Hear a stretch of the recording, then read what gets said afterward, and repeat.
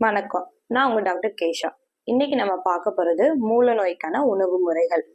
இப்ப நான் சொல்லக்கூடிய உணவு மூல நோய் இருக்கவங்களும் எடுத்துக்கலாம், மூல நோயில இருந்து வராம பிரிவென்ட் பண்ணவும் எடுத்துக்கலாம்.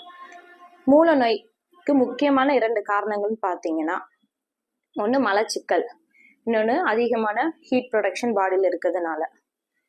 அதிக நேரம் உட்காந்து வேலை செய்யறவங்களுக்கு மூல நோய் வரலாம். இந்த மூல நோய்க்கு 2 முக்கிய உணவுகள் அப்படின்னு பார்த்தீங்கன்னா, கருணக்கிழங்கு உங்க உணவுல நல்லாவே ஆட் பண்ணிட்டு வரலாம். சின்ன வெங்காயம் எடுத்துக்கலாம். சின்ன வெங்காயம் வீக்கத்தை குறைக்க ரொம்ப ஹெல்ப்ஃபுல்லா இருக்கும். கருணக்கிழங்கு வாரத்துக்கு 2 முறை எடுத்துக்கலாம். மலச்சிக்கல்ல இருந்து ப்ரிவென்ட் பண்றதுக்கு என்னென்ன உணவுகள்னு பார்த்தீங்கன்னா, பனானா எடுத்துக்கலாம். நிறைய பேர் பனானா நைட் எடுப்பாங்க.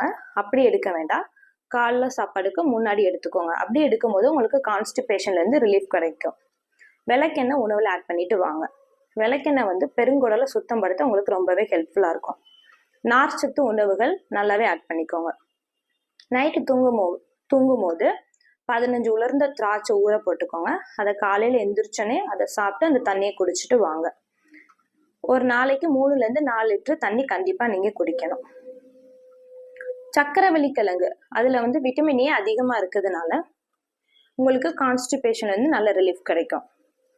இது போக நீங்க கண்டிப்பா எடுக்கக்கூடாத முக்கிய உணவுன்னு பார்த்தீங்கன்னா 2. கோழி கண்டிப்பா நீங்க அவாய்ட் பண்ணிடணும்.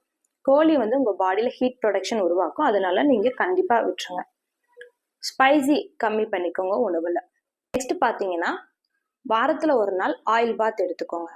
ஆயில் பாத் எடுக்கிற மூலயமா உங்க பாடி நல்லா கூலிங் ப்ரொடக்ஷனுக்கு ஹெல்ப் பண்ணும். நிறைய பேர் என்ன பண்ணுவாங்கன்னா, மூல நோய்க்கு சர்ஜரி பண்ண போவாங்க. சர்ஜரி எல்லாம் தேவையில்லைங்க, நம்ம ஹோமியோ கிளினிக் வாங்க, 100% கியூர் இருக்கு. அந்த மாதம் நாங்கள் நல்லாவே ரெடியூஸ் பண்ணி கொடுப்போம்.